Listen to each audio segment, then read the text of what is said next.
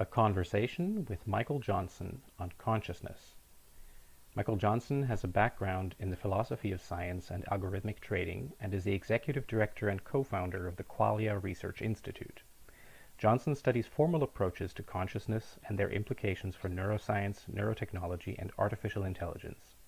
Best known for his manuscript Principia Qualia, exploring the construction of a formal science of phenomenology, his efforts are now aimed at unifying structural, computational, and dynamical models of self-organizing systems to explain how the brain updates itself. So, hello, Mike. I'm talking here to Mike Johnson, and I'm not going to go into a really detailed introduction with you now. I'm going to add a little introductory piece to this video anyway. Thank you much for agreeing to appear and to be interviewed for this bit about consciousness. Because, as you may have heard, we're doing an event, an online live stream event for the Carbon Copy Foundation, and this time we're tackling that topic, although we normally just kind of set it aside and said, well, this is still a very new topic, let's stick to the very mechanics of the brain and about, things that we can talk about more easily. But yeah, it's about like this, it's on head on, so I think that's why we're doing it this time. And all right, so to use my phone here to try to remember the questions I was trying to ask. Yeah, well, Randall, I just want to say it's my honor to be in this interview. I've really enjoyed working with you in the past, and I'm just really excited about the topic as well. Well, thank you. Here we go. So, why don't you maybe talk about things about your most recent work and the work that you've done? The connection is breaking up a little bit. Can you repeat that? Of course. Why don't you start by telling a few things about your recent work and the work that you've done as related to consciousness? Right. So I would describe what QRI, Qualia Research Institute, what we're doing as building a full stack approach to the mind. So that involves, at first, it was more focused on philosophy and metaphysics, philosophy of mind. And now it's transitioned to neuroscience. And it's also starting to shift to neurotechnology as well. That we strongly believe that if you have better philosophy, you should be able to build better neuroscience, that your beliefs should pay rent in a way. And likewise, if you have better neuroscience, you should be able to build better neurotechnology. Okay, and so that sounds great. So, in a sense, if we're going to talk about consciousness, is that like going back to the beginnings of your eyes, your first inroads?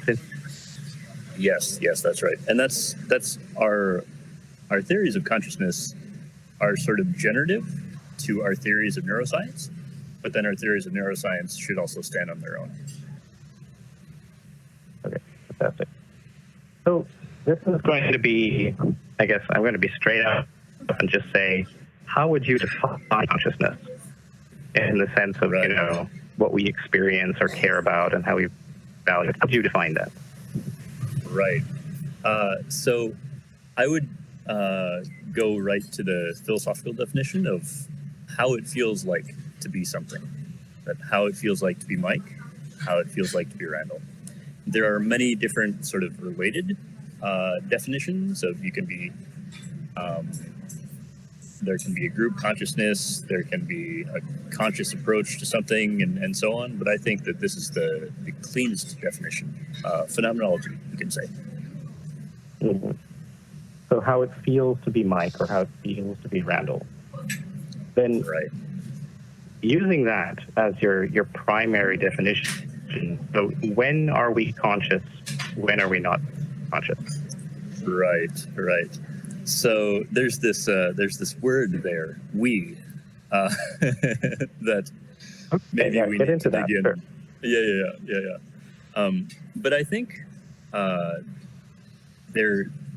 So I want to just sort of offer a frame here, and we can sort of dig at the frame, or we can dig at something else. But I find that theories of consciousness sort of fall into one of two camps, and one is the functionalism camp, also kind of associated with computationalism, that to understand the consciousness of a system, you pay attention to what the computations are doing, or what the bits are doing, what computations are happening, what functions are being expressed. And so that's sort of one camp. And then the other camp is formalism. Functionalism is a very powerful frame for understanding systems, that you can do system identification and kind of black box systems and just say, okay, if we can replicate the functionality of this, then we can just sort of abstract away the details. And so it's a very powerful way to look at the brain. And I think the question is it a powerful way to look at consciousness as well? And so I'm of two minds on that, and I'd like to offer the alternative to functionalism, which would be physicalism. So functionalism is sort of paying attention to what the computations are doing, paying attention to what the bits are doing. Mm-hmm. And physicalism is paying attention to what the atoms are doing, or what the quantum fields are doing, if we want to be a little bit more technical. So if I were to sort of point at one thing that's very, very important in trying to dig at the mystery of consciousness, is that these two theories, paying attention to the bits versus paying attention to the atoms, they lead in very different directions. And it's my sense that if functionalism is true in a sense, then ultimately it leads us down to being limitatists about consciousness. Yeah. And then if physicalism is true, that leads us to being formalists about consciousness. And I talk about this in my post against functionalism. So basically, I would offer that if physicalism isn't true, then we're kind of in trouble, because this is going to get to be a very, very sticky question. And it's sort of if we only have the tool of functionalism to try to address consciousness, then I'm not sure that we'll. I think even in theory, we cannot find an answer. Okay. So to try to rein this in a little bit, because I really appreciate you explaining the difference between functionalism and physicalism, but I think that for many people watching this sounds really abstract. So sure. It might be good if we could get concrete. For instance, if we can have an example of a physicalist approach, or the physicalist approach that you prefer, if you can try to explain that one. Right. Yeah. So the approach that I prefer is called dual aspect monism, or neutral monism. And it's basically this idea that the physical and the phenomenological are two aspects of the same thing, or sort of two shadows cast by the same object.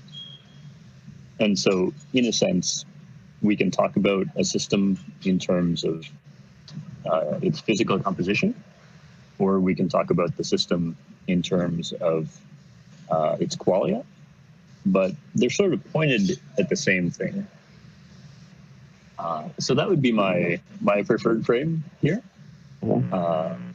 Whereas I can say a little bit about functionalism, or I mean, you're very very familiar with it too. But I would just say that functionalism is more, okay, let's sort of pick a level of abstraction which we care about, and then try to abstract away all the implementational details of how we get there, how the system is built. And then we can sort of do some sort of clean analysis of, okay, well, we can replicate the system in another substrate if we collect and tie together all these computational processes. Mm-hmm. Okay, and just so we're clear, when we say computational, this isn't that we're focusing on whether this is expressed in a binary form, like whether it's expressed as a von Neumann computer, but rather it could be a totally analog system, but it could be something that is built in silicon, for instance, instead of something that is, made up of biological neurons. So the functionalist approach would say we can take the essence of what we're trying to get at when we say functions of the brain, for instance, and if we can set that up in some other system, even if it's an analog computer or something like that, then we can still generate those cognitive functions and the system will behave exactly as it should. And we can say that's a success. So this would be, you can see I'm trying to bring this home to, of course, our topic of whole brain emulation, right? Right, right. Let me just throw this out here. Perhaps this isn't what you mean, but maybe it is.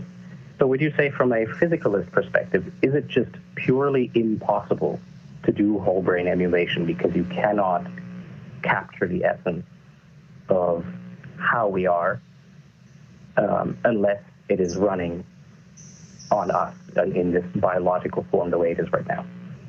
Right. I wouldn't say it's impossible, but I would say it's going to be tricky. And so I think that, if we're really paying attention to some physical property of the brain, whether it's the electromagnetic fields that it generates or some sort of quantum phenomenon, although that's can be trouble to get into. It's really, we have to replicate that. We have to sort of figure out what the relevant physical process that's going on that is sort of intrinsically tied to qualia. We have to copy that in some other substrate. Now, is there a chance these physical properties that you're talking about, that they are, the subthreshold and activation potentials of neurons and electric fields and things like that? Is it possible that that could be sufficient, the physical manifestation that you're looking for? Yeah, so I would say that we should look for a manifestation that we could describe crisply to a physicist. So if we're talking about action potentials, that's pretty far away from sort of basement physics. And I would say it's sort of... Can you elaborate a little bit? Because it feels like electromagnetism is very fundamental. Right. Electromagnetism definitely is. And perhaps the effect on the electromagnetic field that these action potentials activating, the effect is very crisp. The effect is very real in terms of physics. But if we're talking on the level of neurons, that's pretty far away from physics. How so? Yeah. So, we can talk about. So, I think that just the word neuron, it's not crisply well defined in terms of a physical particle arrangement of what a neuron is. They can take many shapes. They can take many forms. Some are very long. Some are very short. And they do a lot of things. They do a lot of things to the physical world. That there are sodium atoms moving across membranes, and there's electric potentials discharging, and so on. So I would say to really get a physicalist answer here, we'd have to point to what aspects of this are important to consciousness? What is sort of directly causal? It's interesting that you're pointing out all these, these differences in the biology and how every neuron is basically unique and that, because it sort of points back to the reason why the functionalist would be more reductionist in that sense and would say, so all these neurons look very different, but somehow they need to be able to operate together. So they need to understand each other. So there's something that is common to them and that they all understand. And hence you've got something like, the timing of action potentials. That's something they can all understand no matter whether they're pointing this way or pointing that way. And that sort of thing, right? I'm not saying it's just action potentials, but you understand what I mean by this is why the functionalist will sort of pull back a level and say, it looks like the brain can only work as something that can reliably get something done if all this other messiness falls below some level of abstraction. If you can do that, if you can make that cutoff somewhere there. And so now it sounds like you're almost saying that the physicalist is taking the same reason, the same problem, and is going in a different direction with that. Right. I definitely think that this is such a powerful frame for understanding the brain, and it's a question of whether it's also going to be a powerful frame for understanding the mind. And I do have qualms about that. And I think this idea. So there's this idea in philosophy that comes from Quine. And it's the indeterminacy of translation. And it's this idea that for any physical system, there are many, many, many computational interpretations of the system. Mm-hmm. And likewise, for any computational description, there are many, many, many, infinitely many physical systems that could be implementing this computation. And so this makes tying consciousness to computation very tricky, because we can't actually point to the brain and enumerate the computations happening in the brain. We can pick a level of abstraction and say, okay, if we want... Let me stop you for a second. Let me stop you for a second, because that's a claim, right? You're claiming that we can't point to the brain and say what computations are happening there. In a formal sense. Is it possible, though? Yes, in a formal sense. But is it possible that that has more to do with the fairly early state that we're in neuroscience, and the fact that we haven't yet managed to, say, acquire complete data sets? Because in the areas where we have good data sets, it feels like, so to me, I'm a functionalist, it feels like we do have the ability to point to it and say, this is the information processing that's going on here. If you take retina or early visual systems or certain areas of the hippocampus where you can do that. And you can say, look, this covers a lot. And if we captured even more, if we were able to record not just from a few tens of neurons in here, but we were able to directly record from thousands, millions, as we're now being able to do, at least in small animals, with optical techniques. But then we get to a point where once we've managed to sort of churn through this, that we can explain what's going on. It seems to me anyway, when I hear this, as if perhaps you might be suffering from impatience, if I may say that. Sure. Not giving the science enough time to mature. Is that possible? Right. Yeah, it's a great comment.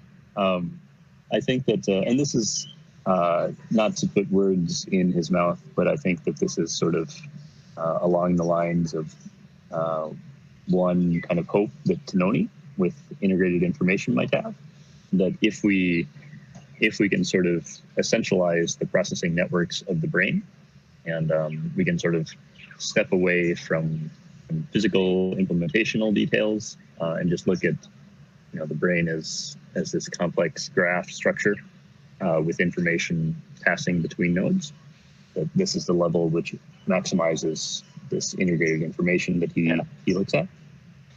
And that maybe, this is good enough, and this is the most real level of abstraction, and this is a good interpretation. But I'm just not sure. You to believe otherwise. Right. The fact that, just not necessarily from neuroscience, but from information theory, from just kind of clean room thinking on this, that given a physical system, there literally will be an infinite number of computational interpretations of that system. Yeah. And I think that's not going to go away if we get more neuroscience data. But now let me put this to you the way that a person working on whole brain emulation would think about it, just so that, because, this is for the Carbon Copies workshop, so we should try to relate this to that problem. Yeah. You're saying, okay, look, you can't take any physical system and completely say how it's supposed to be expressed in information, and therefore what you're supposed to use, what you could then use to then represent the information again in a physical system, so that translation, doing that twice, that becomes impossible. And yet someone will point to, say, a Macintosh and say, we have a physical system here. And we seem to think that we know what we care about in this physical system because we've got programs and we want them to run and to work correctly. And if I make an emulator for this PC, even if it's on an analog system or whatever, or if it's just a million people working together and pretending to be a Macintosh computer, right, they could run that program, right? So we've got a physical system. We've got a literal example of taking a physical system and being able to express what we care about. That's the point, right? What we care about in terms of what it does with information. And then we can also make that next step where we implement it again in some other physical system.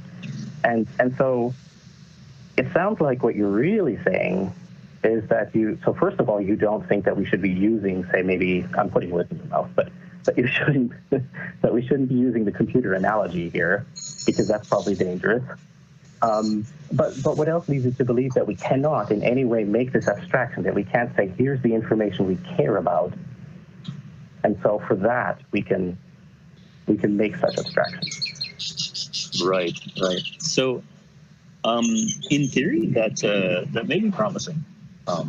I would say that actually trying to formalize the information that we actually care about in sort of an exact way, in a 100% precise way, I think that'll be less tractable than we think, based on these theoretical considerations. Certainly, I really like your example of the computer, but a computer is sort of an artifact of starting from computations and then trying to essentialize these computations into a physical system. Yes. Whereas brain emulation is sort of starting with this messy physical system, and many things are going on at many levels of abstractions.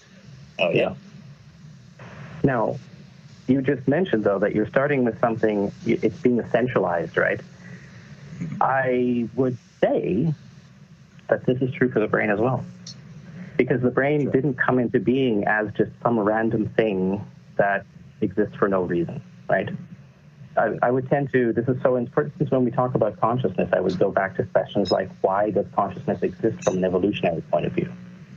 And if you start thinking in terms of evolution, in other words, the reason why it exists and what it's good for, then you get back to things like it has to be able to determine what's going on in the world based on its senses and keep a body alive by moving it around and by making it communicate with other bodies and stuff like that. So there are very specific purposes. And you could say it must get essentialized for that, because let's take, for instance, the example of how every neuron is different and they all operate slightly differently. And there are all kinds of messy uncertainties in there. How does one brain region ever manage to communicate with another brain region? How do they not constantly miscommunicate because everything is always different? Clearly, there's some essentializing going on.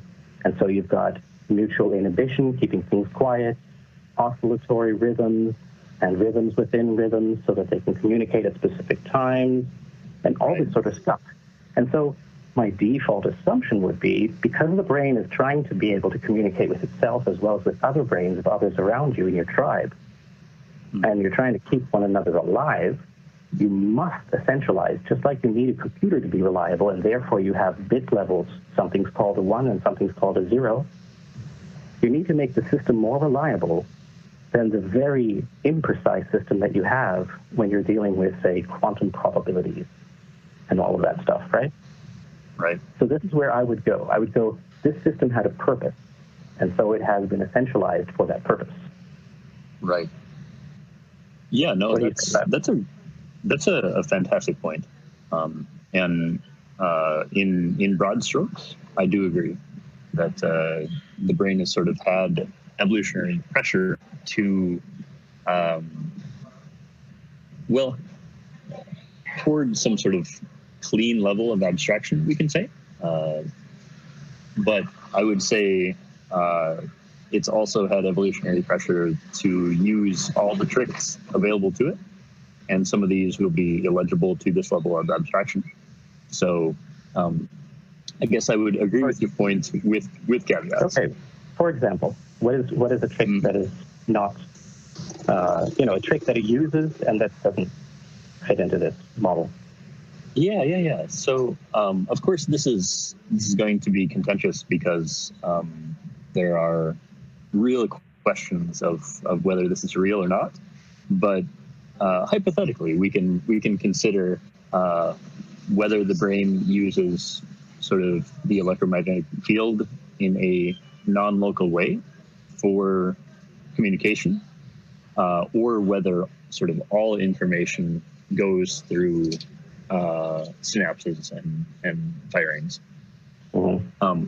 I don't know, and I'm not sure that there's any clear answer yet, but I wouldn't be surprised if the brain could sort of use this as a trick for nudging activity a little bit. Mm-hmm.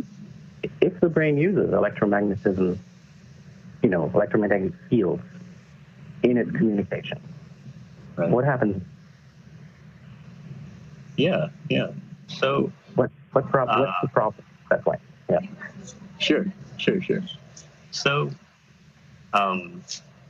it is sort of poking at this sort of, we can just look at action potentials and nothing else, right? But I also think that, this sort of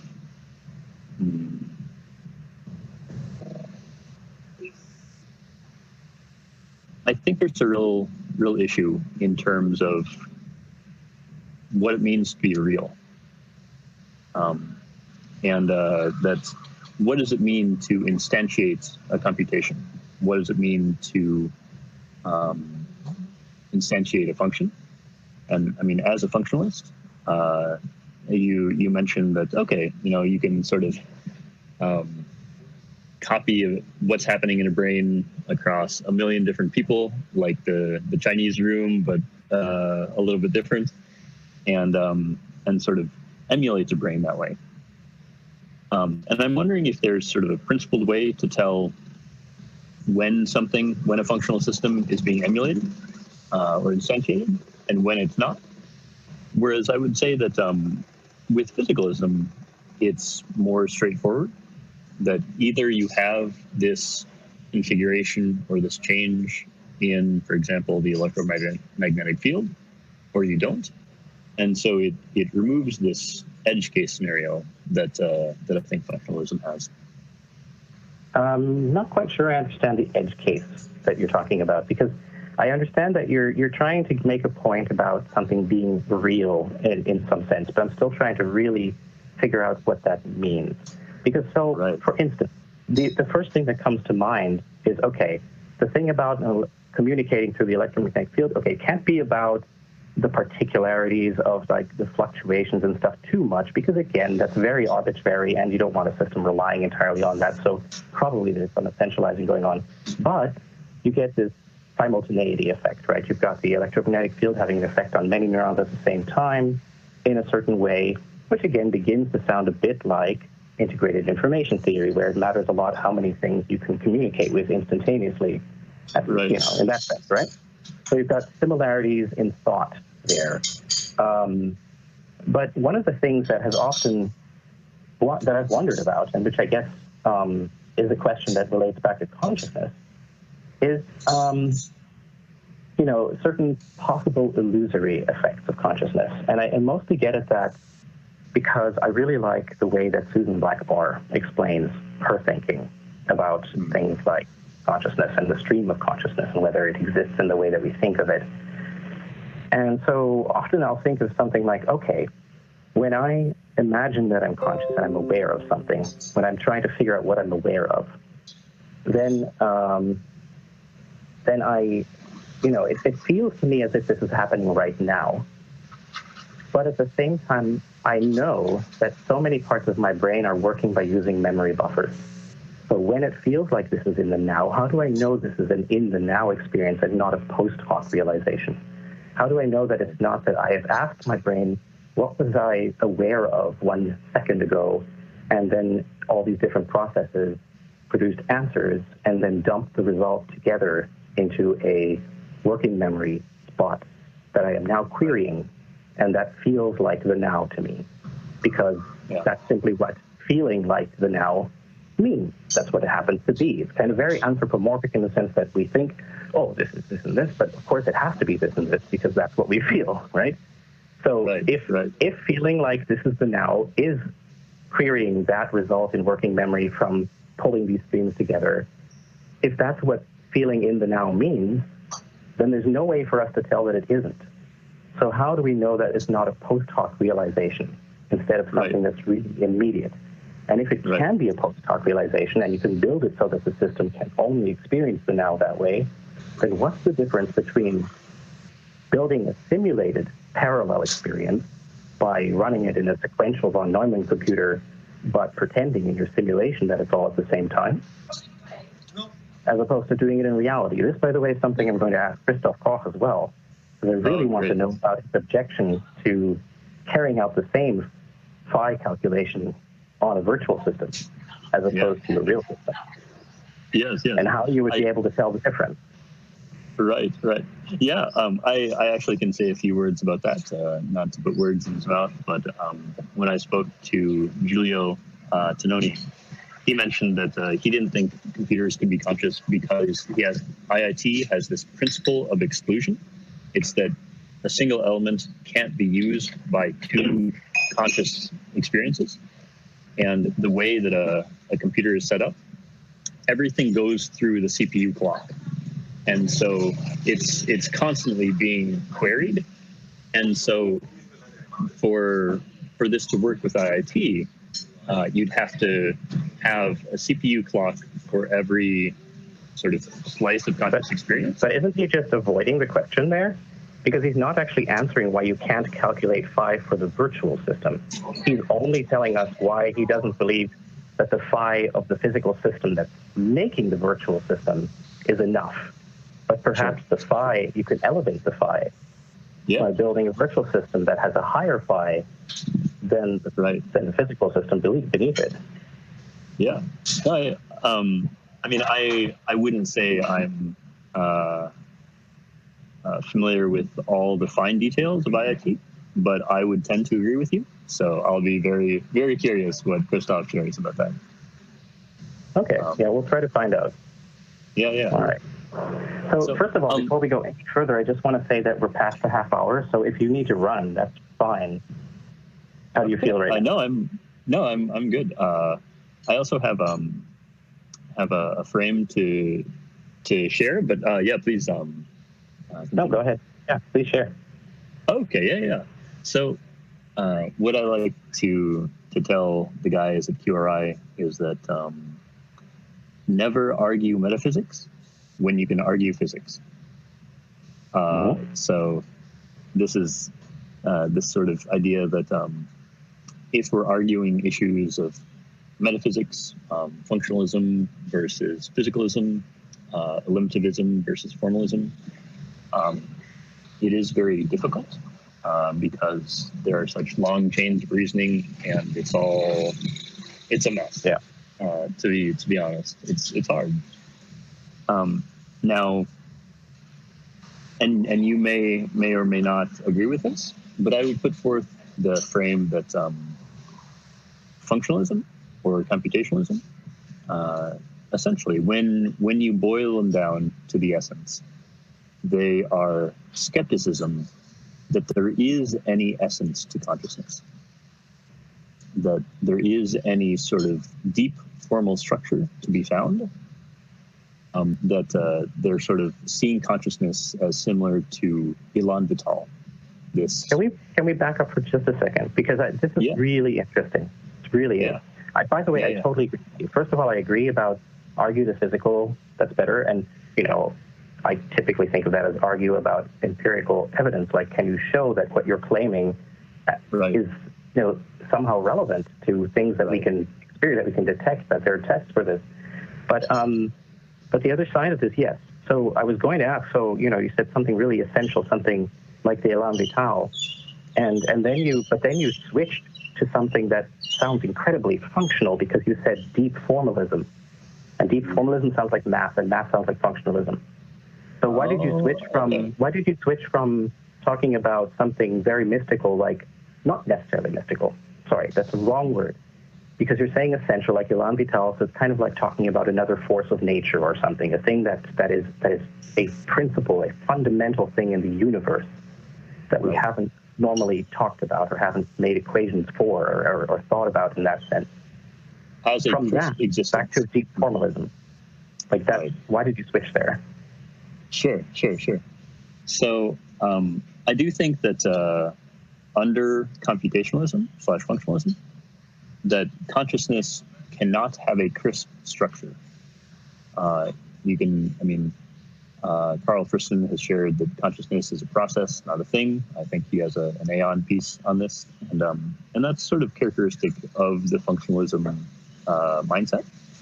That's trying to point at something and say that is exactly equal to consciousness is a fool's errand under the functionalism frame. Yeah, and so the alternative. So basically, my claim is that functionalism is skepticism that there is any crisp structure to consciousness to be found.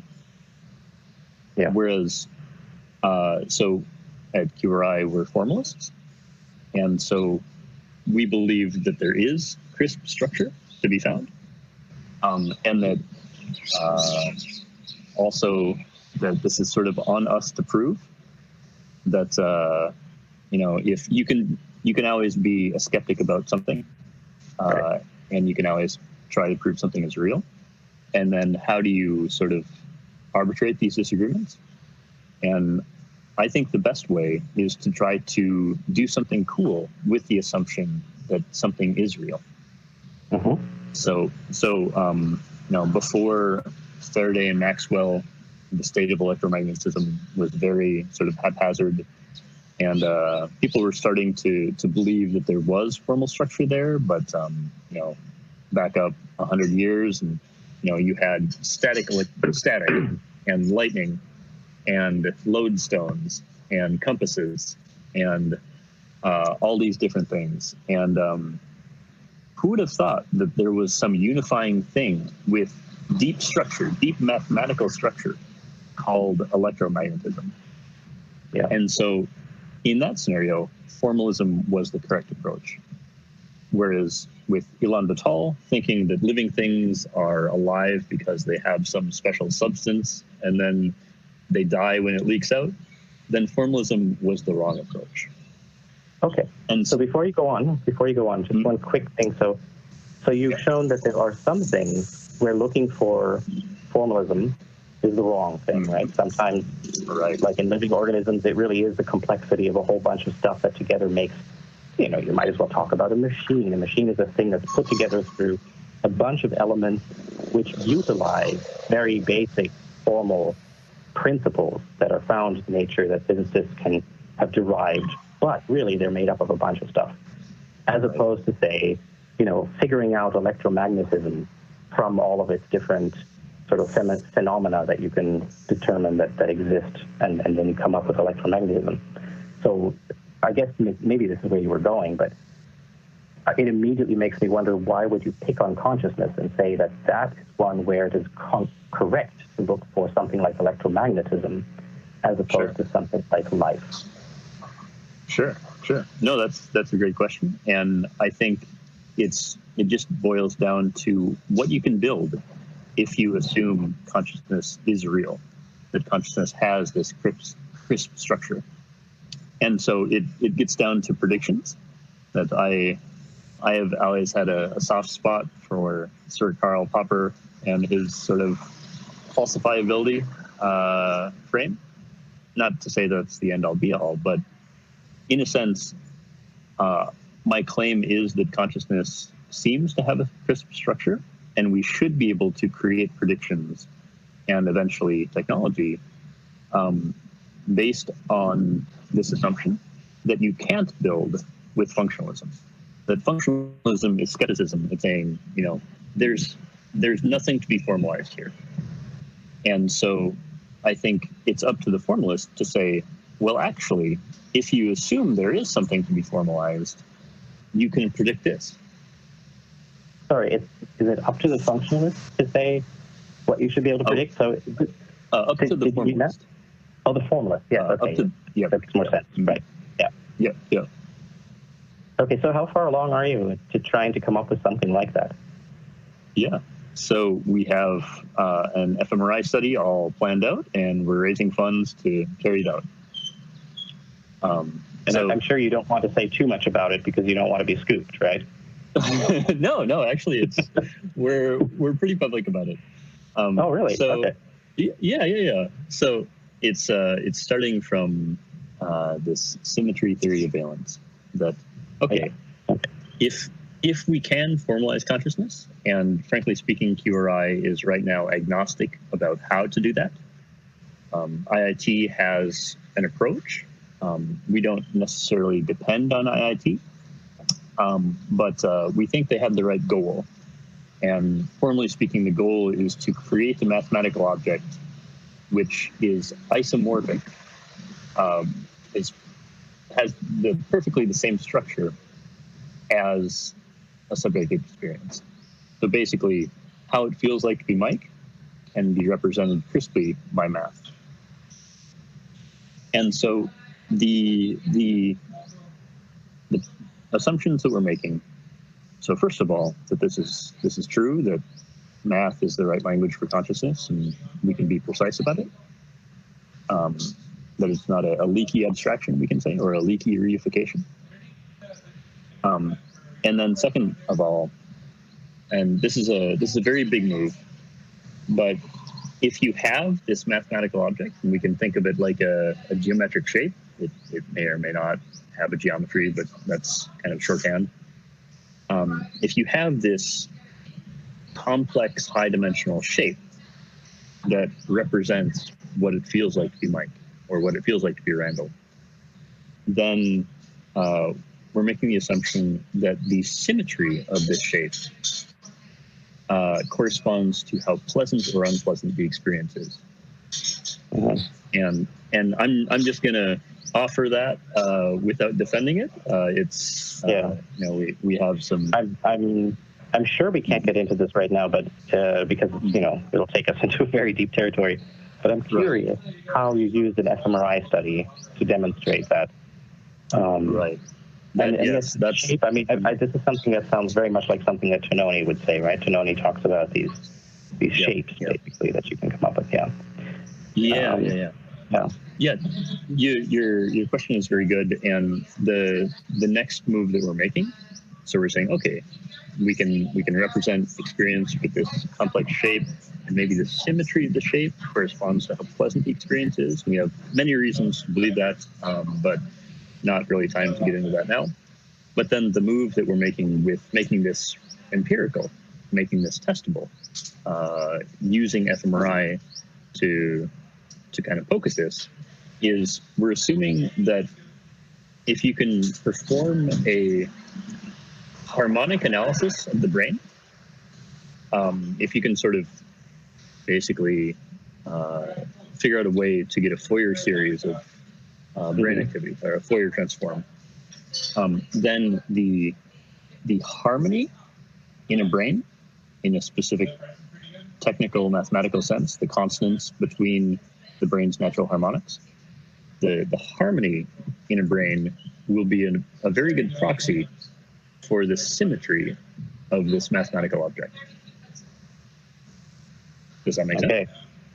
Maybe, yes. So I can see how you would get the symmetry out of the harmony. Maybe there's a way to make that connection.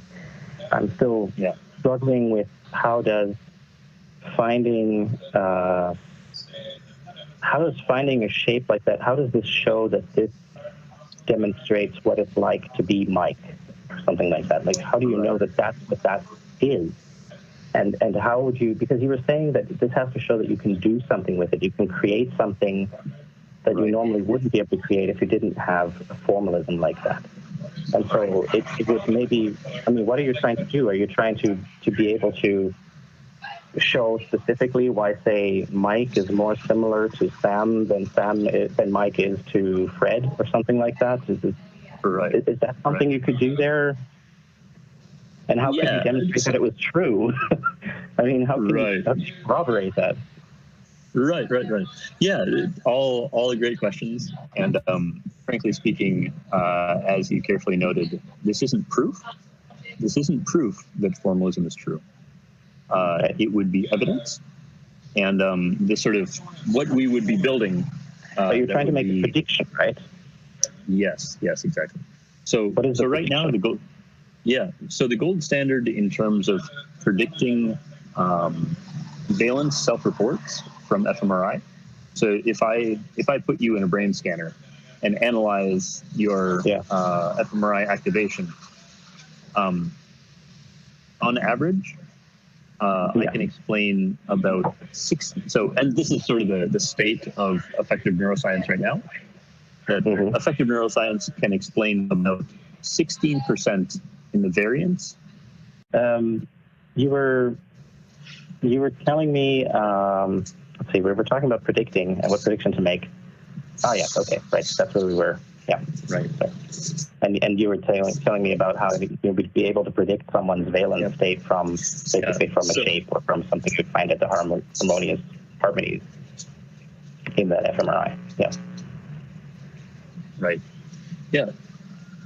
Yeah. So the state of the art is with fMRI studies, the gold standard is about predicting roughly 16% of the variance in self-reports of how pleasant or unpleasant a mood is, which is actually pretty bad.